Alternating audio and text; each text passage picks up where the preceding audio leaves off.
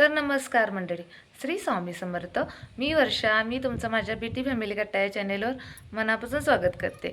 तर आजचा माझा विषय जे न्यूली मॉम आहेत, म्हणजे नुकत्याच आई झालेल्या आहेत व ज्यांचं बाळ लहान आहे त्यांच्यासाठी आहे. तर आता पावसाळा महिना चालू आहे, त्यामुळे आपली लहान बाळ सारखी आजारी पडतात. माझंही पडतं. त्यामुळे मी काय काळजी घेते ते मी तुम्हाला या व्हिडिओमार्फत सांगणार आहे. तर प्रथमतः नॉर्मल आहे की या बदलत्या वातावरणामुळे आपली म्हणजे आपल्या बाळाला असेल किंवा आपल्यालाही सर्दी, खोकला, ताप असेल किंवा व्हायरल इन्फेक्शन हे होतंच होतं. तर आपल्याला तापावरच्या असतील किंवा सर्दी, खोकला, कफच्या असतील ह्या मेडिसिन आपल्याजवळ ठेवायच्याच आहेत. त्याचबरोबर लहान मुलांना पावसाळ्यामध्ये उलट्या असतील किंवा जुलाबचं प्रमाण जास्त होऊ शकतं किंवा पोटकळ पण जास्त होऊ शकते. तर आपण त्याचंही औषध घेऊन ठेवलं पाहिजे. आणि माझा हाच सल्ला आहे की लहान मुलांना उकळलेलं किंवा फिल्टरचं पाणी आपण पाजलं पाहिजे. त्याचबरोबर बाहेर जाताना आपण घरचंच पाणी म्हणजे घेऊन नेलं पाहिजे, जेणेकरून मुलांना म्हणजे इकडचं तिकडचं पाणी पिऊन काही इन्फेक्शन होणार नाही. ही काळजी आपण पावसाळ्यामध्ये घेतलीच पाहिजे व इतर वेळी पण घेतली पाहिजे. कारण लहान मुलांची प्रतिकारक्षमता आपल्यापेक्षा जरा थोडी कमी असते. त्यामुळे त्यांची जरा जास्त काळजी आपल्याला घ्यायला लागते. प्रत्येकाचं कसं वयानुसार व वजनानुसार MG बदलत जातात. त्यामुळे आपल्याला 4-5 महिन्याने डॉक्टरचा सल्ला घेऊन ती औषधं बदलली पाहिजेत. आणि आपल्या बाळाला जर जास्त ताप असेल तर डॉक्टरच्या सल्ल्याशिवाय आपल्याला औषध द्यायचंच नाही. आणि डॉक्टरलाही आपण दाखवलंच पाहिजे.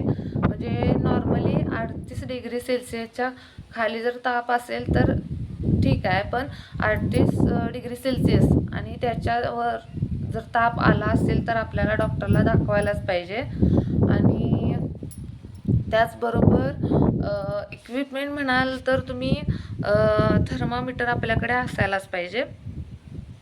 आणि त्याचबरोबर वाफेचं मशीन हे असायलाच पाहिजे आपल्याकडे. हे 2 तरी आपल्याकडे इक्विपमेंट असायलाच पाहिजे. कारण लहान मुलांना रात्रीचा चोरटा ताप येऊन जातो, त्यामुळे चेक करायला आपल्याजवळ थर्मामीटर हे पाहिजेच पाहिजे. त्याचबरोबर बेबी रब असेल, सर्दी झालं असेल तर नॉर्मली आपण पुसू शकतो.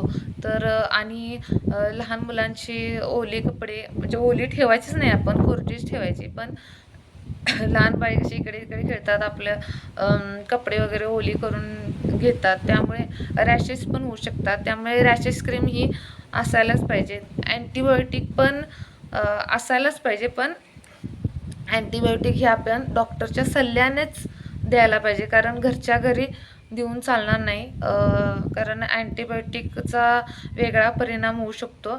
त्यामुळे माझा हाच सल्ला राहील की अँटीबायोटिक हे आपले म्हणजे बाळाचे जे घरगुती तुमचं जे डॉक्टर आहेत बाळाचे, त्यांना विचारूनच अँटीबायोटिक हे दिलं पाहिजे. आणि बाळाचे कपडेही आपण पावसाळ्यात डेटॉलनेच धुतले पाहिजे. आणि ती स्वच्छ कोरडी झाल्याशिवाय म्हणजे अशी घडी घालूनच म्हणजे घडी घालून ठेवली पाहिजे. ओली कपड्यामुळे कसं फंगस वगैरे त्यावर होऊ शकतात, त्याचा परिणाम बाळावर होऊ शकतो. म्हणजे ॲलर्जी वगैरे त्याला उठू शकते, खाज वगैरे. त्यामुळे स्वच्छ कोरडीच कपडे वापरले पाहिजे. आणि जेव्हा आपण बाहेरून येतो तेव्हा सॅनिटायझर असेल किंवा डेटॉल हँडवॉशने आपले हात स्वच्छ करून घरी हात व पाय वगैरे सगळं धुवून आपल्या बाळाला हाताळलं पाहिजे. आणि त्याची खेळणी वगैरे असतील तीही कोरड्या ठिकाणी ठेवली पाहिजेत. आणि आपल्या आजूबाजूचा परिसरही आपण चांगला ठेवला पाहिजे. म्हणजे आता मी जिकडे राहतोय ते शेतवडीचंच आहे, म्हणजे ठिकाण. त्यामुळे मी म्हणजे असं पाणी साठवून वगैरे काही ठेवत नाही, कारण डासांचं प्रमाण जास्त होऊ शकतं. आणि संध्याकाळच्या दरम्यान मी कडुलिंबाचा पाला वगैरे आणून त्याची धुम्मी करते, बाहेरच करते, म्हणजे मुलाला कसला त्याचा म्हणजे धुराचा त्रास होऊ नये, म्हणजे त्याला खोकला वगैरे होऊ नये, त्याचा धुराचा मुलावरही परिणाम होऊ शकतो.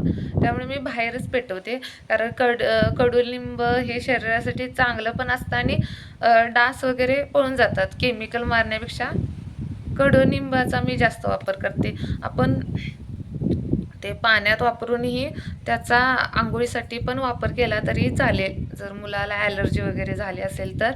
तर मी अशा प्रकारे माझ्या बाळाची काळजी घेते. आणि तुम्हीही घेत असाल. आणि ज्यांना ज्यांना ही माहिती माहीत नाही ती सोयीस्कर ठरेल, कारण जेव्हा मी न्यूली आई होती तेव्हा मला काहीच माहीत नव्हतं. मी इतरांना विचारायचे की काय कसं करायचं काय, म्हणजे ते मला सांगायचे. तर मला हा व्हिडिओ करण्यासाठी म्हणजे महत्त्वाचा वाटला की मी करावा.